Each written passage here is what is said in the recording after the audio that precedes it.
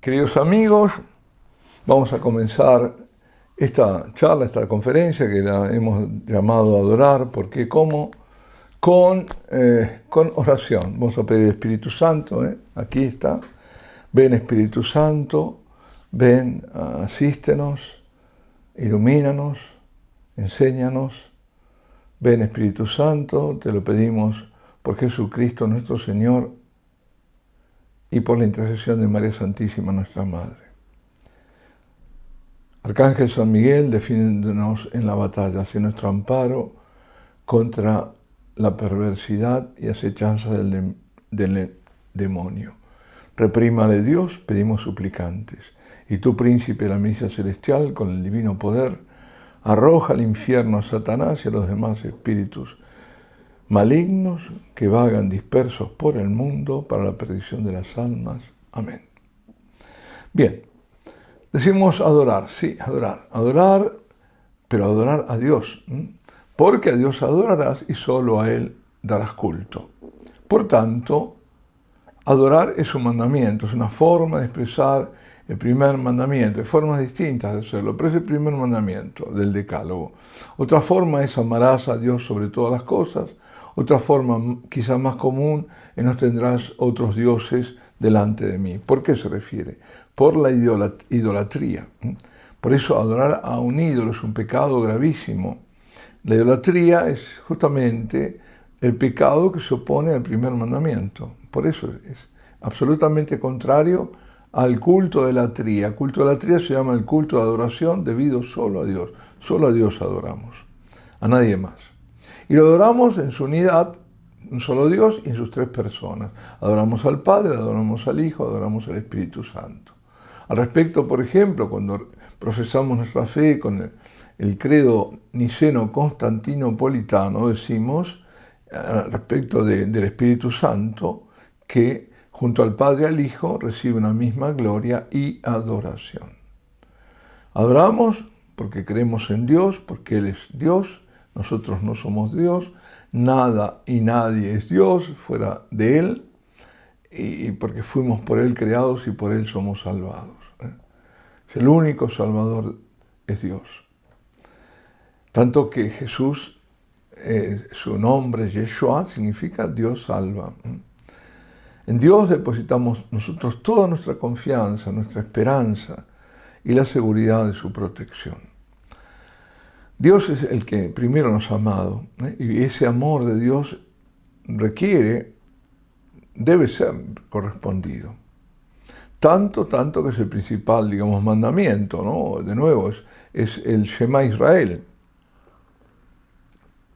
expresado de esa forma. Escucha Israel. Escucha Israel, el Señor es nuestro Dios, el Señor es uno solo. Amarás pues al Señor tu Dios con todo tu corazón, con toda tu alma y con todas tus fuerzas. Estas palabras que yo te mando hoy estarán en tu corazón. Se las repetirás a tus hijos y hablarás de ellas estando en casa y yendo de camino, acostado y levantado. Siempre, es decir, siempre, que nunca se te olvide.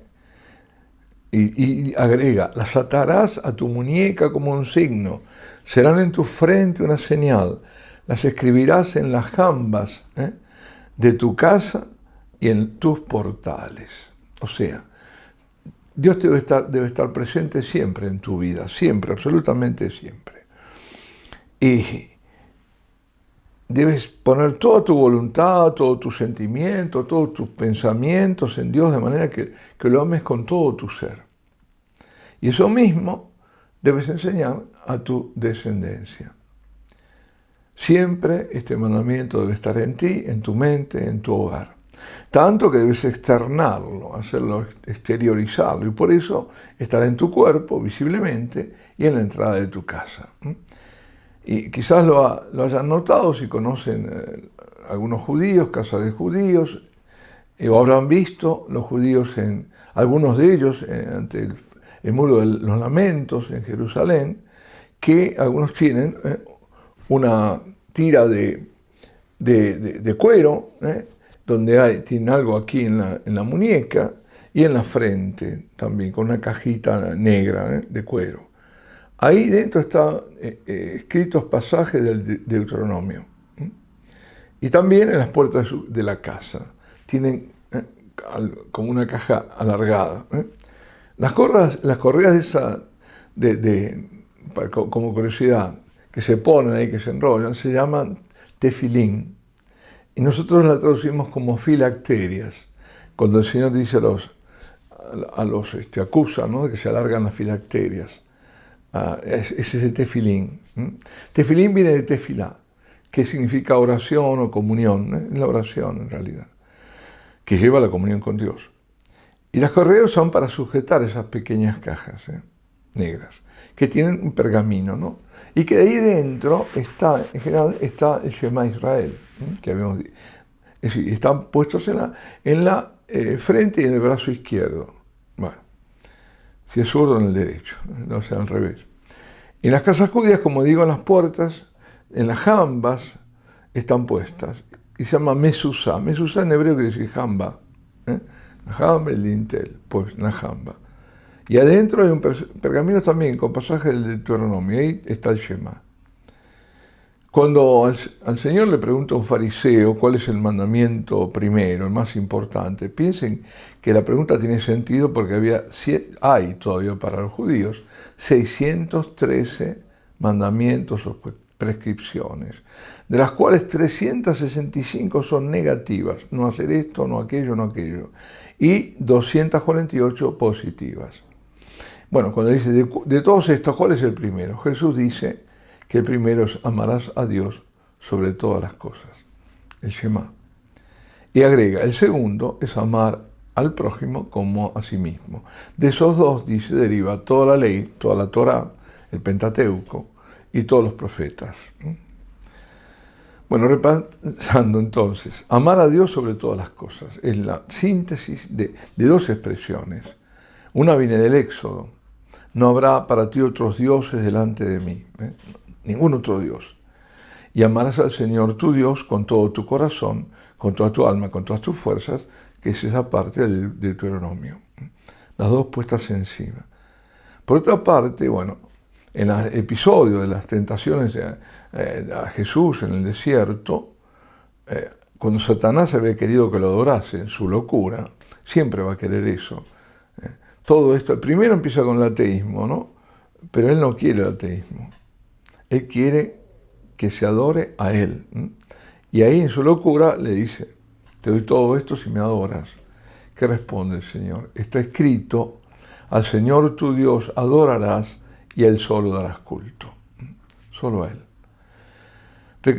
Tenemos que recordar que fuimos creados para Dios, para adorar a Dios, para amar a Dios, para vivir con Dios, para que la vida esté en Dios, para que la vida sea realmente vida, porque sin Dios no hay vida.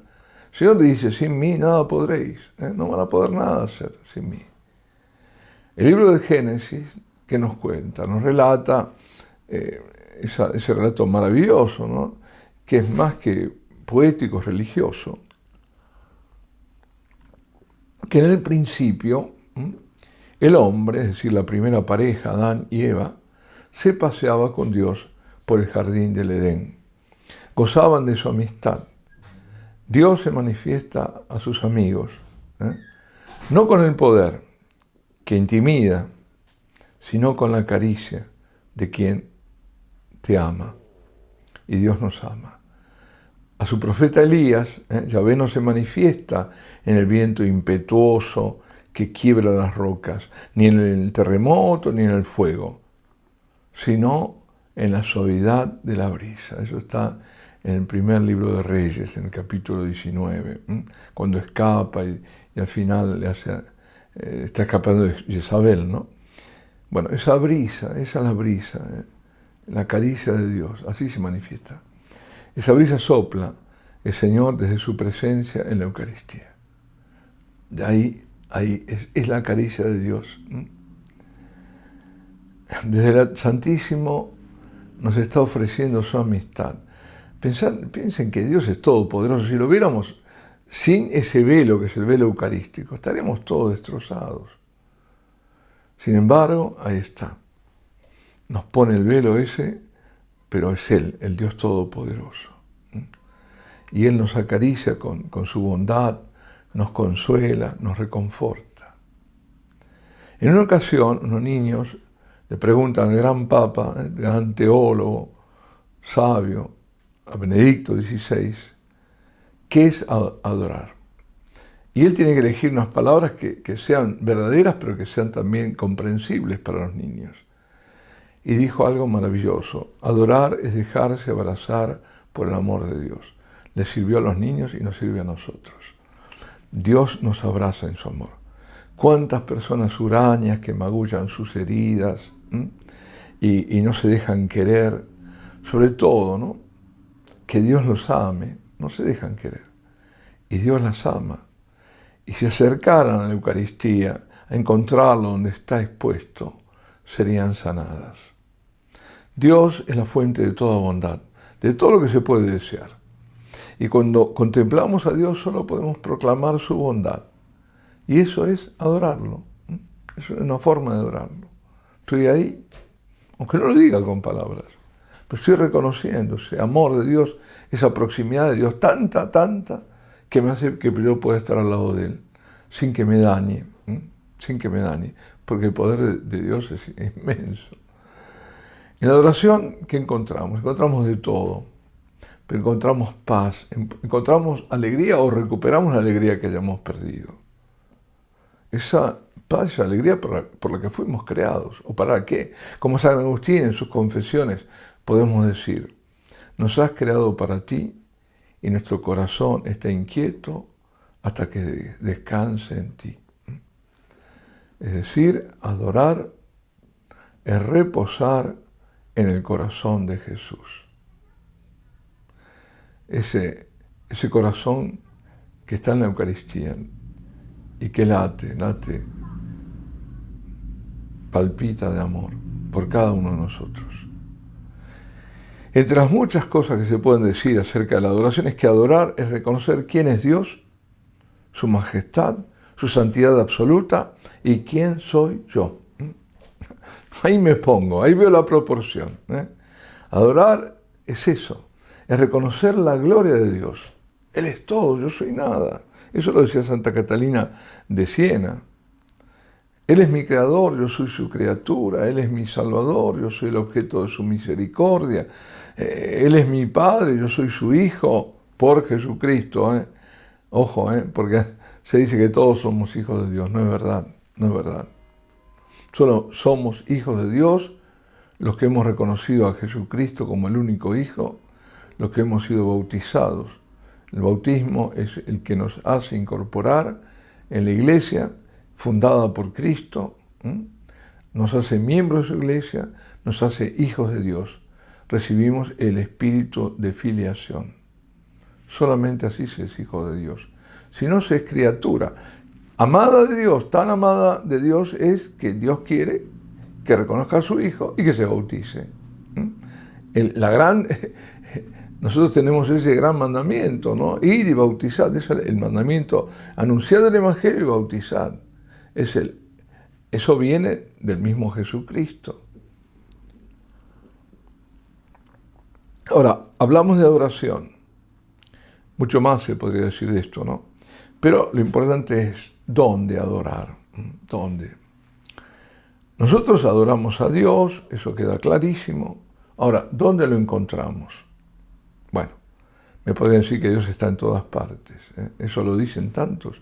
Yo no hace falta, yo voy, que yo me pongo en el medio del campo, en medio de la naturaleza, adoro a Dios. Cuidado, que no estés adorando a la naturaleza, que no seas un panteísta, ¿no? Que no estés adorando a la Pachamama. No, eso no. Eso es terrible, eso es idolatría. No. Pero puede ser que diga, bueno, Dios está aquí. Esta es la creación de Dios, Dios está en todas partes. Yo lo adoro ahí. No. Primero hay que ver que se entiende, como digo, que está en todas partes. Si me dicen que hay una presencia de Dios en la creación, sí, es cierto. Pero cuidado, no es la creación. No es la creación. La creación es la manifestación de que Dios existe. Dios la creó, no vino de la nada, no se creó a sí misma. ex nihilo, no se creó a sí misma. Dios la creó, entonces hay un creador. Pero hay una presencia de Dios que va más allá de la propia creación. Se llama presencia por inmensidad. Dios es tan grande que más allá de todo lo que nosotros podamos, además, creación visible e invisible, porque hay una creación que no la vemos, que son los ángeles, por ejemplo, o todos los distintos coros angélicos. No vemos nada de eso. Es como cuando con mis ojos veo lo que dentro de un espectro, pero más allá ni más acá no veo. En esto sí necesitamos aparatos para ver lo que no podemos ver con nuestros propios ojos. Pero hay algo que con nuestra propia ni mente, razón, no lo vemos. Y es esa creación. Pero Él está aún más allá de eso, más allá. Entonces, esa sí es y hay otra presencia de Dios en el alma del que está en estado de gracia.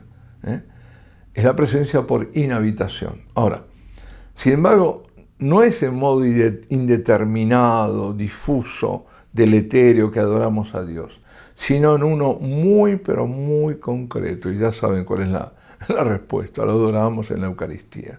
Porque la Eucaristía es la persona divina de Jesucristo. Y esto hay que ponerlo y machacarlo. ¿Por qué?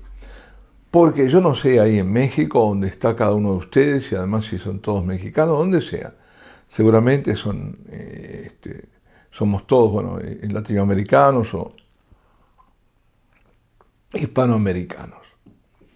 Pero en muchas partes, Dios quiera que no sea donde son ustedes, se celebra y se recibe la comunión, la Eucaristía, de tal modo que es imposible darse cuenta por las expresiones, por los gestos, de que lo que se está recibiendo es alguien y no algo, que se está recibiendo a la persona divina de Jesucristo, que se está recibiendo a Jesucristo, porque no hay gesto de adoración, no hay gesto de reverencia, no hay gesto de nada. Y lo digo no tanto porque lo vea, sino porque, bueno, en Europa lo mismo, no es que esté mejor, es que me llega, es que son tantísimas las personas que me dicen: Padre, me tuve que ir de misa, Padre, esto es una barbaridad, ¿sabe lo que hicieron? ¿Sabe en la primera comunión los niños, ellos mismos se dieron la comunión? ¿Sabe lo que pasó en nuestra primera comunión? Los niños le dieron la comunión a los padres. Ahora hace poco, una señora con un perro que le da la comunión en la mano, un horror, la comunión en la mano es la calamidad, pues, y lo estaba partiendo para dárselo al perrito. Hemos llegado a la cosificación de la Eucaristía. La Eucaristía es una cosa, y ni siquiera una cosa importante, nada. Patatas fritas, papas fritas me dan. A ver, ahí, toma, a ver. Así, vamos a repartirlas, ni sé qué va a hacer, si se la lleva al bolsillo, nada. Si la va a pisotear. Es la persona de Jesucristo que exige adoración. Adoración antes de comulgar, adoración en la comunión y adoración después cuando yo me voy a mi lugar y ahí estar agradeciéndolo a Él. Es ese encuentro personal. Él en mí, yo en Él. Esa es la comunión sacramental. Y además a partir, ¿no?, de la consagración, el sacerdote como debe respetar y debe manifestar su fe en sus movimientos, en lo que hace, en lo que dice, en cómo lo dice. Esa presencia es única, la presencia en la Eucaristía. Las otras presencias no se pueden comparar. Esa es la presencia verdadera y sustancial, se dice, porque solo está en la Eucaristía como está en el cielo. Lo que pasa es que no la podemos ver, pero nuestra fe sí la alcanza. Cuando tenemos fe, y tenemos que tener fe eucarística. Si no tenemos fe eucarística, no somos católicos. Ahí se manifiesta todo. Si un buen señor, sea quien sea, alto prelado, o lo que sea, aunque esté vestido de blanco, si no se arrodilla ante la presencia del Señor, ¿qué está manifestando? que tiene rotas las piernas. Bueno, puede ser. El Señor, inclínese. Incline el cuerpo. Pero si no lo hace, no cree. No cree. Por eso, quien adora la Eucaristía está adorando además Dios en espíritu, sí, pero además en verdad. Lo adora en verdad, porque verdaderamente la Eucaristía es Dios con nosotros. Es el Emmanuel eucarístico. Por eso la Eucaristía, como muchos, la mayoría creen, y han hecho, creo que,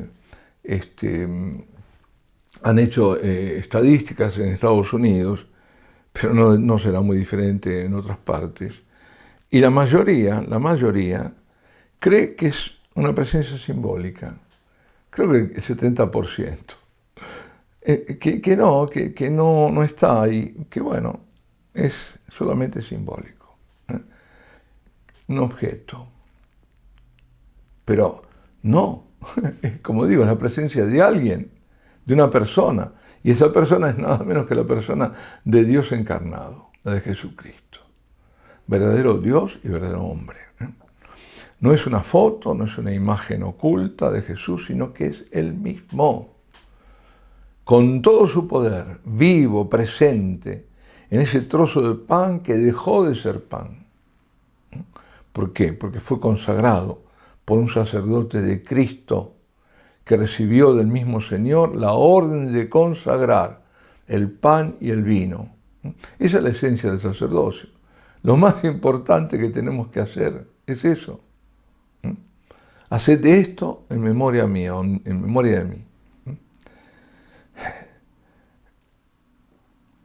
El sacerdote, con el poder dado por la Iglesia, por el poder dado por Cristo, hace de esos dos elementos creados por Dios, que son el pan y el vino, dos criaturas en las que el hombre participó sembrando, cosechando, haciendo del trigo el pan y de la uva el vino, para que fueran nada menos que su cuerpo y su sangre.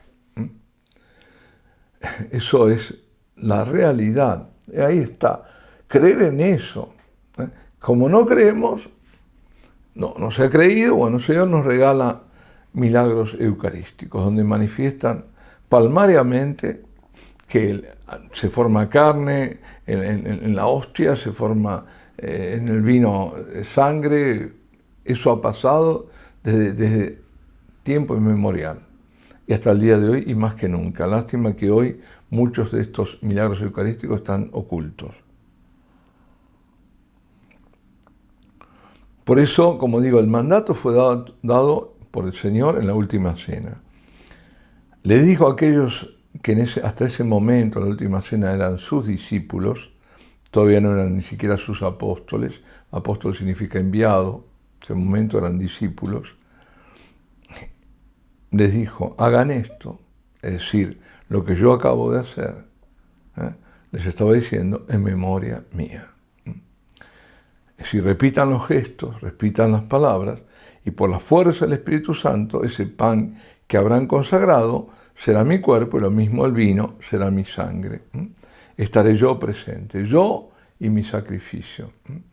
Cada vez que lo hagan, estaré con ustedes, dice, como les decía, como estoy ahora en esta cena, que es la última aquí en la tierra, y estará lo que acabo de decirles, mi cuerpo entregado por ustedes en la cruz, y mi sangre derramada desde dentro de poco, porque va a comenzar a derramar sangre después de la última cena, ya en el Getsemaní, sudaba sangre, dice San Lucas, hasta dejar la última gota en el Calvario. Pero cuando hagan todo eso, estaré yo, no muerto, sino ya resucitado glorioso, porque Cristo que está en la Eucaristía no está en la gloria, está no solo resucitado, glorioso. No vemos que parten los rayos de ahí, pero parten rayos de su gloria. Bueno, algunas veces se ha visto eso, pequeño, en poco. Por ejemplo, Santa Faustina Kowalska veía cuando estaban en adoración, expuesto al Santísimo, que de ahí partían rayos de luz, como esos que se ven en el Cristo de la Divina Misericordia, de esos colores, y tocaban, marcaban donde estaba ella, esa capilla, a ella la tocaban las demás religiosas y seguían para tocar a personas que estaban lejos. Es el Señor que irradia sus gracias, y entre ellas la gracia de la conversión, ¿no? Que es la conversión a Dios, es un milagro de orden moral, ¿no? Es cambiar una persona que va en aquella dirección, hacerla que vaya de la otra. Es decir, fuera de Dios, lejos de Dios, para ir hacia Dios. La Eucaristía es Jesucristo vivo, glorioso, en toda su humanidad, en toda su divinidad, es decir, en cuerpo y alma, la humanidad. Es Él, y esta es la fe de la Iglesia, de siempre, la fe de siempre. Y la fe, es decir, vamos a hacer un jueguito de palabras, es la fe de siempre de la Iglesia y la fe de la Iglesia de siempre. ¿Por qué lo digo? Porque la están cambiando, la están cambiando. Hay que estar muy atento. Es decir, en la adoración yo reconozco que Dios lo es todo, yo no soy nada. Pero, ese todo se ha convertido en nada para mí. Él, el todo, que es Dios, se ha convertido en nada para mí. Porque esa nada que yo soy es preciosa para Él. ¿No es magnífico esto? Todo un Dios que se abaja, que de ser Dios, sin perder de ser Dios, se hace hombre. Y luego no termina ahí, se abaja hasta ser un esclavo, porque solo los esclavos morían en la cruz, en la horrorosa, indigna cruz, que la hace todo gloriosa a Él, ¿no? Para después seguir abajándose y convertirse en un pan eucarístico, el pan de vida. Pan que no es pan, claro, pero es Él, oculto. Y yo debo ir a encontrarlo con sencillez, como soy, con reverencia, claro, confiando en su amor, en su amistad. Hay un monje, hay un libro muy bueno que se llama Insinuvieso, siempre lo recomiendo, que son inspiraciones, palabras, locuciones, que el Señor, sobre todo el Señor, también la Virgen, ¿no? Pero sobre todo el Señor le da a un monje benedictino de nuestros tiempos, que permanece anónimo. Insinuvieso, en latín, en el seno de Jesús, recuerda al discípulo muy amado, apoyándose en el pecho de Jesús. Pues ahí él dice algo, no lo dice ahí, perdón, es de él, pero lo ha dicho en un retiro, creo, en algún lado. Él dice, cuando entro a la capilla para adorar, le digo al Señor, yo estoy aquí porque tú estás ahí. Yo estoy aquí, yo vine aquí porque tú estás ahí. O yo vine a ti porque tú viniste aquí. Es decir, yo vengo aquí a esta capilla porque tú viniste aquí, pero ese venir de Dios aquí significa todo lo que hablamos antes. El descenso, el hacerse hombre, el morir por nosotros. Ahí está la Eucaristía, todo lo que significa. Ahora, a veces preguntan, ¿y qué tengo que hacer en la adoración? Bueno, en realidad, en la adoración no consiste en hacer algo, sino en dejar que Él, el Señor, lo haga en mí. Eso es lo importante. No pensar, bueno, tengo que hacer esto, algunos, sí, puede servir los 15 minutos, qué sé yo, lo que quieran. Hago así, lo reparto, hago bendición al Señor, alabanza al Señor, no sé, peticiones, todo lo que quieran. Lo dedico a la reparación, muy importante hoy más que nunca. Puede servir, pero yo más que estructurar me diría, no, yo voy ahí, aquí estoy porque tú estás ahí, y Señor, aquí me abandono en ti. Que después rece el rosario en silencio, que busque la palabra, la medite en silencio, pero nunca apartarme esa presencia de Él. O simplemente mirarlo. Él me mira y yo le miro. No debo preocuparme además en lo que digo, en lo que pienso, ¿no? Él está ahí. Yo me alimento de su presencia. Esa presencia es una presencia plena. Porque Él es la vida. Y debo ser consciente de la verdad de la fe, de nuestra fe. La Eucaristía que adoro es Él. Él está vivo ahí, Él me escucha, Él me espera, Él me llama. Incluso me pide que yo le cuente mis cosas. Lo sabe todo, pero quiere que yo lo exprese. Quiere ese tipo de amistad, no atada, no rígida, sino siempre, claro, respetuoso, con santo temor de Dios, pero también con esa cercanía de amigo. Es decir, no tengo que preocuparme de lo que digo, de lo que pienso. Él está ahí, Él está ahí. Les cuento además una experiencia. Me pasó en México. Resulta que teníamos, en México, por gracia grande, ¿no? Los mexicanos sois así. Es un pueblo religioso, religioso. Allí en una misión se reunían 700 firmas para adorar, es decir, se apuntaban a una hora, por lo menos una hora de adoración, 700 personas, en un caso más de 800, cuando yo estuve, ¿no? Tuve la gracia de estar ahí. Pues yo en Europa tengo que recorrer toda una ciudad para conseguir un número así. Pero ahí no es la parroquia, por ahí. Entonces, ya teníamos un número grande como para ya poder arrancar. Pero como yo le había contado al sacerdote, al párroco, de la experiencia que habíamos tenido en España, que ahí sí que lo necesitábamos, sí o sí, fue la primera que se abrió en España. ¿Por qué? Porque no alcanzaba el número, no cubríamos, no había forma. Entonces nos fuimos casa por casa. Los dos sacerdotes invitaron y así se logró. Como le comenté eso, dijo, bueno, hagamos aquí también lo mismo. Entonces salimos 2 en 2. Yo salí con una señora joven, amigos, otros salieron, éramos un equipito, ¿no? No me acuerdo si eran 18 personas de 2 en 2. Cuatro parejas, digamos, que si no sé cómo llamarlo. Bueno, la cuestión es que la señora que estaba conmigo, la señora joven, dice, hoy tengo que ir a buscar a los niños a la escuela o algo así. Y quedé solo.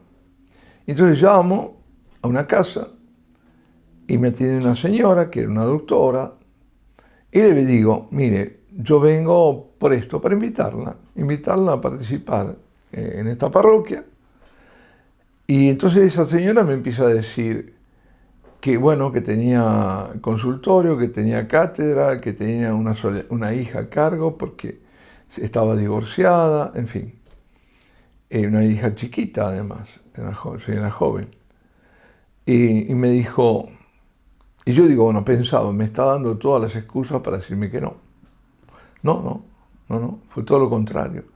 Me dice, pero el Señor sabe el sacrificio que sería, ¿no? Que me cuesta, pero yo tomo una hora. Creo que era el domingo, si no me acuerdo mal, era de noche, pongamos el domingo de 10 a 11 de la noche. Y la señora iba con la niña, con esta chiquita, que se quedaba dormida ahí en el regazo, y ella estaba ahí. Y le confesaba a una de las coordinadoras que nunca pudo estar una hora, nunca. Cuando quería acordar era hora y 10, hora y 20, ¿no? Se le pasaba la hora. Y también le decía que se acordaba como si fuera un encuentro con su primer amor, ¿no? Con el primer novio, el primer enamorado, qué sé yo. Que sentía que cuando llegaba la hora de encuentro le palpitaba el corazón. Y a mí me mandó unos chocolates diciendo gracias por haberme hecho encontrar a mi mejor amigo. Qué maravilla, ¿no? En definitiva, es Él quien siempre nos está llamando, de un modo o de otro. Y cuando yo adoro, yo estoy respondiendo. Y estoy respondiendo a ese encuentro y no sé a qué más.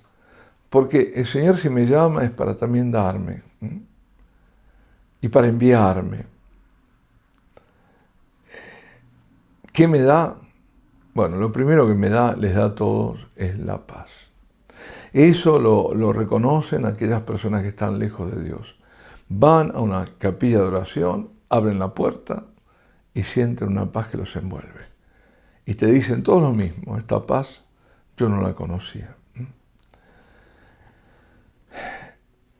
Sed de Dios.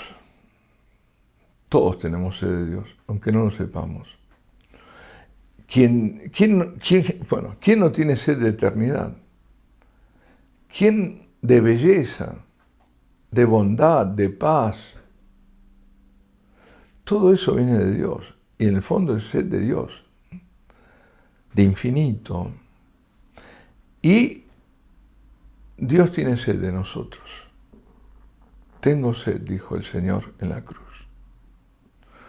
Y le decía a Santa Margarita María Alacoque, que es la apóstol del Sagrado Corazón, tengo una sed infinita de ser amado y adorado en el Santísimo Sacramento, en la Eucaristía. Y la sed de Dios y la sed nuestra del hombre se sacian, se apagan mutuamente en la adoración. Porque adorar es saciar la sed que Dios tiene de nosotros y al mismo tiempo saciar nuestra sed de Dios, ¿no? El Salmo 42, ¿no? Mi alma tiene sed de Dios, del Dios vivo. Y solo el amor infinito de Dios llena ese vacío infinito del hombre. Cuando yo hago esto, ¿no? A mí, yo lo he vivido, no sé, pero yo digo, nací con un hueco. Y creo que nacemos todos con un hueco. Y a veces no acertamos a llenarlo. Y muchas vidas la llenan, se equivocan en su camino de vida y la llenan con cosas o con porquerías. Con cosas que no son Dios. Y al final, claro, gracias a Dios, algunos se dan cuenta, nunca mejor dicho que gracias a Dios, otros no. Pero te das cuenta, sí, que es Dios el único que te puede llenar ese vacío. Porque es un vacío infinito. Nos creó para Él. Y es Él el que sale en el encuentro de cada persona para acompañarla en su camino. Y cuando ese camino se desvía, la corrige. Y la soledad. ¿Cuántas personas solas hay en las grandes ciudades, llenas de gente y personas que tienen una soledad también infinita, una tristeza? ¿Por qué? Porque no han encontrado a Dios. La soledad de Dios se disuelve en su abrazo cuando vamos a encontrarlo. Acuérdense, adorar es dejarse abrazar por el amor de Dios. Nadie está solo cuando se encuentra con Jesús, que está presente, que está vivo en la Eucaristía. Y cada momento de adoración es un momento de transformación, aunque yo no me dé cuenta. Solemos tomar como idea, ¿no? Como ejemplo, como metáfora, la lluvia, por ejemplo. Mal que me pese, yo estoy bajo la lluvia y quiera o no quiera me moja. Pues lo mismo con el sol. Si me expongo al sol, voy a terminar lo menos bronceado, ¿no?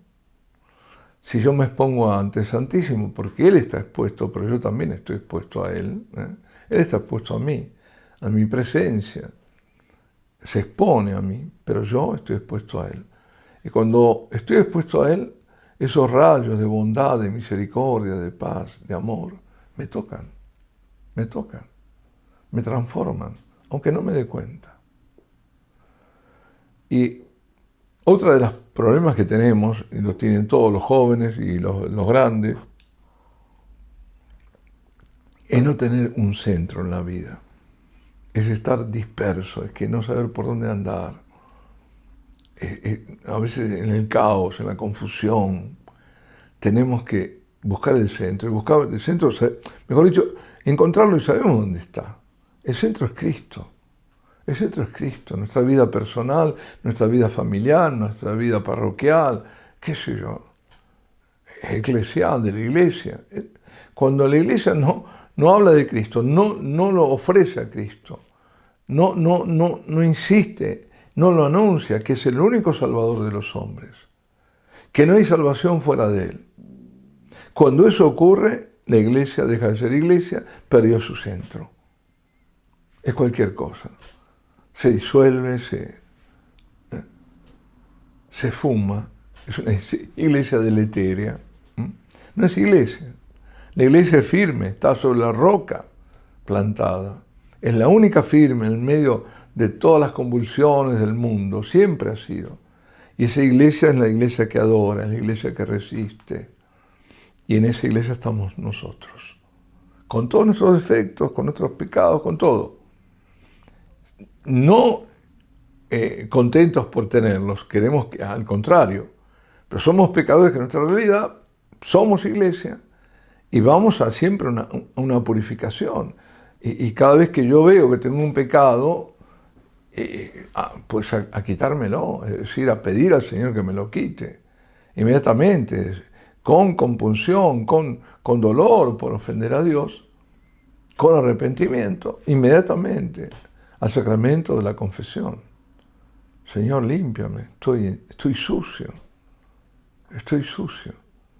Esa es la iglesia, hecha por pecadores y por justos, por almas santas, pero santo es solo Dios.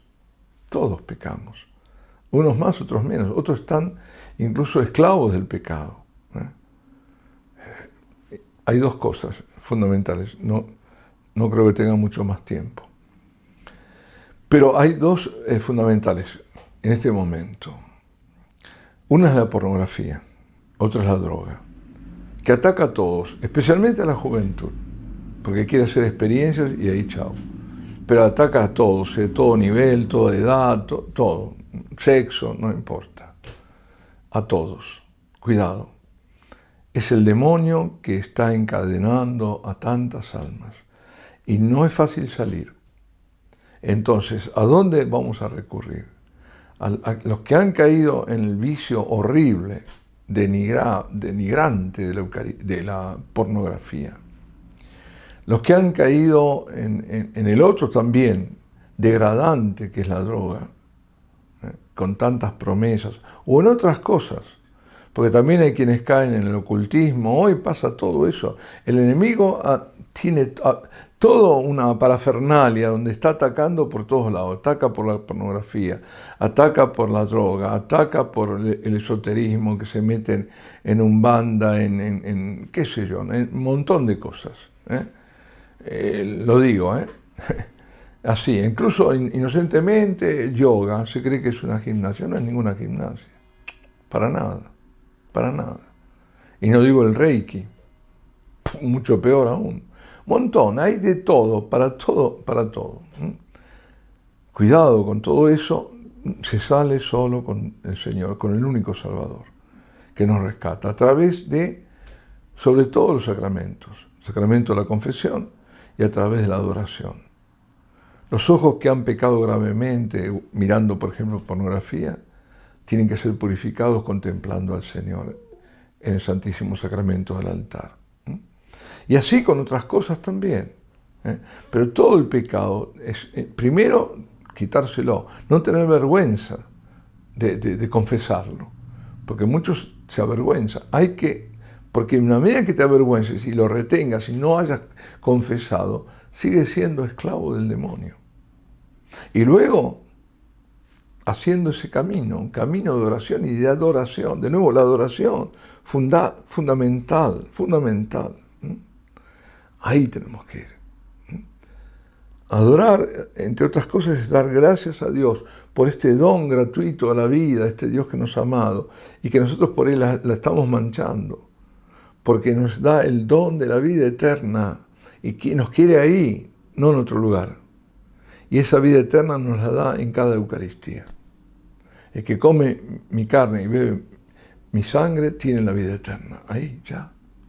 Y yo lo resucitaré en el último día. Este corazón de Cristo en la Eucaristía está traspasado de amor. Es la puerta del cielo y allí se hunde el alma. Allí busca refugio, como la paloma en la hendidura de la roca de la cual habla el Cantar de los Cantares. Ahora estamos ante grandes calamidades encima, provocadas por el hombre, que el hombre está haciendo, y la más grande es la guerra. La guerra al punto de comenzar una guerra nuclear, donde vemos un foco terrible en Medio Oriente, que ahí está, que tenemos que mirar muy bien, y el otro, ya sabemos dónde, ¿no? Europa del Este, bueno, en Ucrania, pero no solo, está metida toda la NATO, todo esto. ¿Dónde vamos a buscar refugio? ¿Dónde? ¿Qué vamos a hacer? Tenemos que estar en estado de gracia, tenemos que buscar refugio en el Sagrado Corazón de Jesús, en el Corazón Inmaculado de María, que nos lleva al corazón de su Hijo. Nuestra Madre nos abraza.